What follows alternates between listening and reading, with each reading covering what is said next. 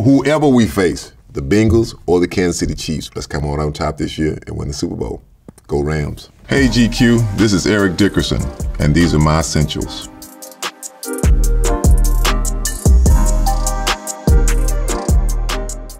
This is something that I keep close to my bedside. I was brought up in a Bible home.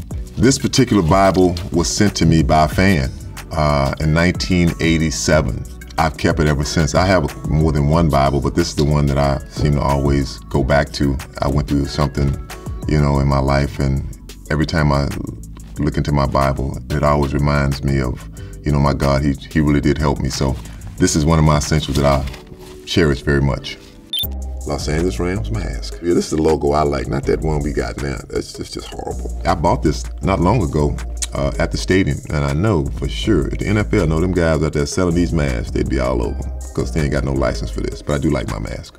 The funny thing is that, you don't get a chance to really pick your team that you play for, but I was fortunate to go to the team that I wanted to go to. And the thing I loved about the Rams, I love their uniforms. I mean, when I saw the horn on the helmet, being a young player, even going back to when I was in high school and college, when you look good, you play good. And I thought that Ram uniform looked very good. My days with the Los Angeles Rams, I had style, I had swag. My Jerry curl was not greasy. I had the goggles, I had my towel on my side, I wore elbow pads, I wore thigh pads, I used to even wear the shin guards. I mean, I wore every pad that you could possibly wear. And people always ask me about it, man, how'd you wear so many pads? It didn't slow you down? I said, no, it didn't slow me down. And believe it or not, even still wearing all those pads, I would get hidden places where there were no pads. But, like I said, you look at me in my uniform. I can't lie, I know I look good in that uniform. I love playing golf. This is the thing that has really relaxed me after I finished playing football. When you play a sport like a physical sport like football, you need something to relax you. You still want to stay in the game. You still like talking noise to the guys. And playing golf is that sport, and you don't have to get tackled and hit. So playing golf, I love it very much. I play a lot of golf. I have my own golf tournament, and this is one of my favorite clubs in my bag. It's my 9-iron. They've helped me improve my game quite a bit. I've shot even before. I'm happy with that. If I could shoot even every day, man, it'd be a good day every day for me. I always thought it was kind of a soft sport, not a real manly sport, but I'm telling you, I changed my view on that very quickly. Golf is one sport that you can go out one day and play extremely well, and the next day you're like, what the hell? Who the hell am I?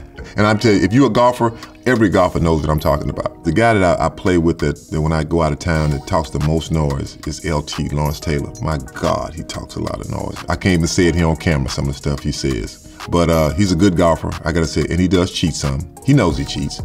And my friend Richard Dent is another one who also is a cheater.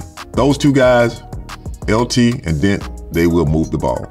And sometimes, I don't know how, they forget their scores. They'll say, I had a par. I'm like, you had no par, you had a 6. So what are you talking about? Or all of a sudden, I had a white ball. No, you went in the bushes with a yellow ball. So, like I say, golf is that kind of sport when it comes to football players. I have very dry skin.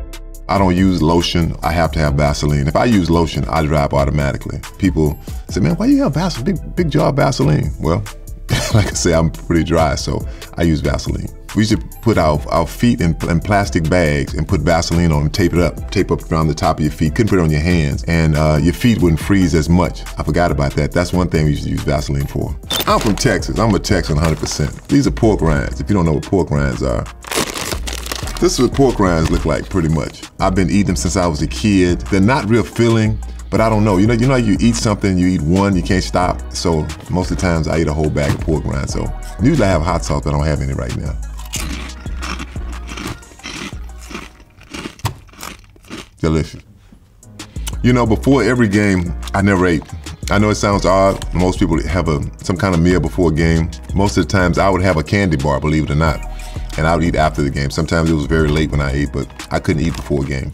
This is my favorite, animal crackers. Look, you see all the animals on them? Everything you see in there, you got an elephant, you got a lion, a giraffe, a zebra, a gorilla. I mean, I don't have a favorite when I eat. I just love them, man. I mean, my favorite animal, if I was an animal and it'd be one of these animals, it would have to be the lion, because he's the king of the jungle. This is a CBD cream. It's not real pretty. It's almost like a paste, but I can tell you, this works. When you get to be my age and you play the sport that I played and you beat up, trust me, man, this works phenomenal for back pains, leg pains. I have a lot of sometimes arthritis in my hands. We used to use Balm. That stuff stink. I mean, it would get hot. You know, this is I gotta say a lot better because it doesn't have a smell to it. Balm was like greasy. The thing about it heated up on you, it got real hot. Sometimes you put too much on. This doesn't do that. This is a Louis Vuitton bag. First of all, I would never spend $2,000 on a bag, but my wife bought this for my birthday 2 years ago. So I pack it, I carry it, I keep a lot of stuff in it. I can put my iPad in it. Sometimes I have my Bible, I have my cell phone. I keep a lot of stuff in this bag. I do love the bag, but still I just can't get over $2,000 for a bag. And it's a good looking bag. I mean, it is. I mean, it carries a lot of stuff. Good on your back, get a lot of compliments on it. But me personally, would I go spend $2,000 on a bag? I'm sorry, I couldn't, but I do love my bag. My blinders, I have to have these on. As you can see, I put them over, I'm not over my glasses. I take my glasses off and sleep with this on. Even at night, every single night, I cannot have this or this pair or something that looks like it. It helps me to sleep when I sleep. I don't sleep much. When it comes to sleeping on your playing days, it was hard to sleep before a game for me. Very nervous. I mean, you know, the first play, when you line up in the backfield, they call the play if it's to you or not to you, but especially if you're gonna run the football. I mean, I can remember times I'm in my stance and my hands on my knees. I mean, my hands would be literally shaking. You know, then after like a couple of plays, 3 or 4 plays, I think every football player knows this feeling. After a couple of plays, you in the game now. The nerves are gone. The next thing I have here is essential is my iPad. I love watching movies on it. I mean, I got a new stand, makes it a lot easier, you know, to stand about, have to hold it in your lap. You know, to me, an iPad is something that I think I like my iPad even better than I like my cell phone. I like my cell phone a lot, but the iPad has become almost an extension of me. I love watching movies, and this is something I can sit next to the bed when I turn the television off and I watch my iPad. Matter of fact, speaking of my iPad, I have a digital version to my new book, Watching My Smoke. I mean, matter of fact, I had to do an audio read. Man, can I tell you, that is tough for all you people. That's a tough deal. I had to get my iPad and make it in big letters, but man, thank God I had my iPad, because without it, man, I might still be over there reading that audio book. My book covers a lot. It talks about my career. It talks about being a young black man back in Texas, you know, in high school. Think about my high school coach, because he didn't treat us right. And then he came back later, after many years later, this was about 3 years ago, he called me. And I was shocked. And I said, yeah, who is it? And I didn't say, put him on the phone. I heard his voice. Now think about this, as you're a high school kid. You had a coach that you didn't like. And all of a sudden you hear his voice some 40 years later. For me, it brought back all those memories. You know, my heart started beating fast all over again. I'm a grown man. And I heard his voice. I said, how's it going, Ralph? He says, good, Eric. I said, what's up, man? He said, I just want to talk to you. I want to tell you, you had a great career. All the things you did, great. I'm proud of you. I said, thanks, man. He said, I want to say one more thing. I'm sorry for the way I treated you guys. That meant a lot to me. This damn thing here. Thank God they didn't have these things when I was playing. I mean, because let me tell you something. It would have been a lot of suspended players. Back in the day, all you could say was, man, you should have been there.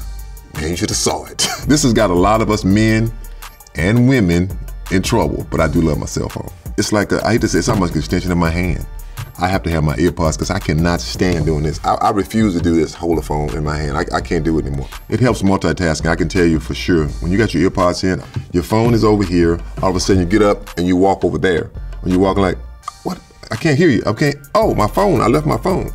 I've done that so many times. Matter of fact, I was in the grocery store 3 times in a row. And when I go to check out, 3 times I have left my phone sitting right there on the counter, walked outside. All of a sudden I can't hear him anymore. I'm like, oh, I left my phone inside. So yeah, these things are a good thing, but also a curse.